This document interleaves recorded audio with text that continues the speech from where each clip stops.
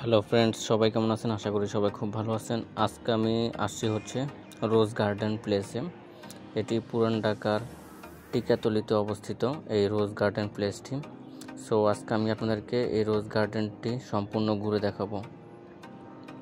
এটিতে একটি প্রত্নতাত্ত্বিক নিদর্শন। সো আজকে আমি আপনাদেরকে এই রোজ গার্ডেন প্লেসটি সম্পূর্ণ ঘুরে দেখাবো। সো চলুন ভিডিওটি শুরু করা যাক। এই রোজ গার্ডেনে প্রবেশ করতে হলে আপনাদেরকে টিকিট ক্রয় করতে হবে। 30 টাকা দিয়ে টিকিট ক্রয় করে আপনারা এই রোজ গার্ডেনে প্রবেশ করতে পারবেন। এরপর আপনারা এই পুরো এরিয়াটি ঘুরে দেখতে পারবেন। এটাতে আসতে হলে আপনারা ঢাকার সায়দাবাদ থেকে হেঁটে আসতে পারবেন, অথবা চাইলে রিক্সা দিয়ে চলে আসতে পারবেন, অথবা গুলিস্তান থেকেও আপনারা রিক্সা দিয়ে খুব সহজে এই রোজ গার্ডেন প্লেসটিতে চলে আসতে পারবেন। এটিতে প্রবেশ করার পর শুরুতেই আপনাদের চোখে পড়বে এই যে সাদা যে ভবনটি দেখতে পাচ্ছেন, এই ভবনটি, এবং এই ভবনের ঠিক সামনে রয়েছে একটি পুকুর, এবং এর চারদিকে রয়েছে সবুজ শ্যামল পরিবেশ, এবং রয়েছে বিভিন্ন ধরনের গাছপালা এবং গোলাপ ফুলের বাগান। এই যে দেখতে পাচ্ছেন ভবনটি কি সুন্দর নকশা করা নির্মিত এই ভবনটি। সো আজকে আমি আপনাদেরকে এই রোজ গার্ডেন প্লেস সম্পর্কে ধারণা দেওয়ার চেষ্টা করব, এবং সাথে আপনাদেরকে রোজ গার্ডেন প্লেসটি সম্পূর্ণ ঘুরে দেখাবো। সো ভিডিওটি সম্পূর্ণ দেখতে থাকুন।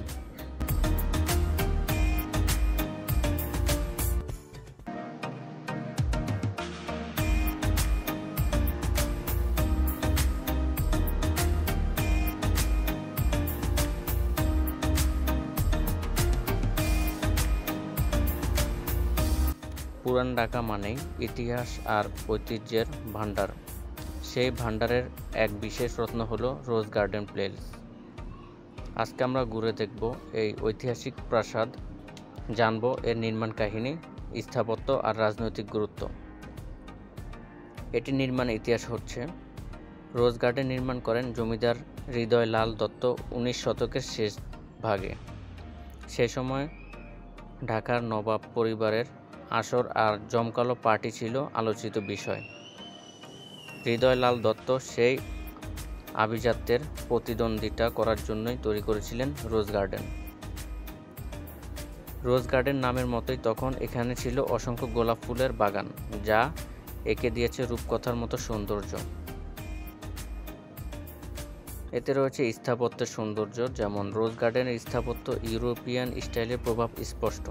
সাদা দোতলা এই প্রাসাদে আছে বিশাল বারান্দা, ক্লাসিক্যাল পিলার, মার্বেল পাথরের মেঝে আর নকশা করা জানালা। ভেতরে রয়েছে বড় ড্রয়িং রুম, অতিথি আপ্যায়নের জন্য হল রুম, আর সঙ্গীত ও নাচ গানের আসরের জন্য আলাদা কক্ষ।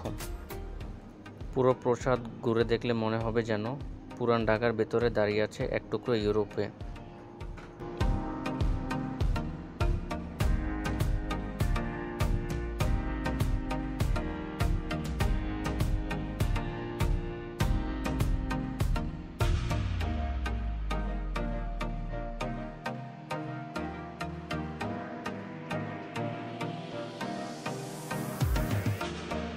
বর্তমানে রোজ গার্ডেন সরকারি অধীনে আছে এবং পর্যটক ও দর্শনার্থীদের জন্য উন্মুক্ত। ঢাকার ব্যস্ত নগর জীবনের মাঝে এটি এক শান্তিপূর্ণ স্থান, যেখানে ইতিহাসপ্রেমী আর ভ্রমণ পিপাসুরা ঘুরতে আসে প্রতিদিন।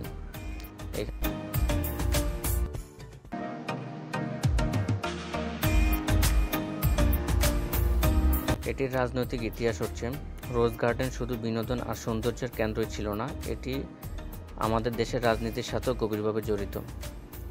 1949 সালে এখানে জন্ম নেয় পূর্ব পাকিস্তানি আওয়ামী মুসলিম লীগ, যা পরবর্তী আওয়ামী লীগ নামে পরিচিত হয়। এই দলই বাংলাদেশ স্বাধীনতার আন্দোলনের নেতৃত্ব দেয়। তাই রোজ গার্ডেন শুধু একটি প্রাসাদ নয়, এটি স্বাধীনতার ইতিহাসের সাক্ষী।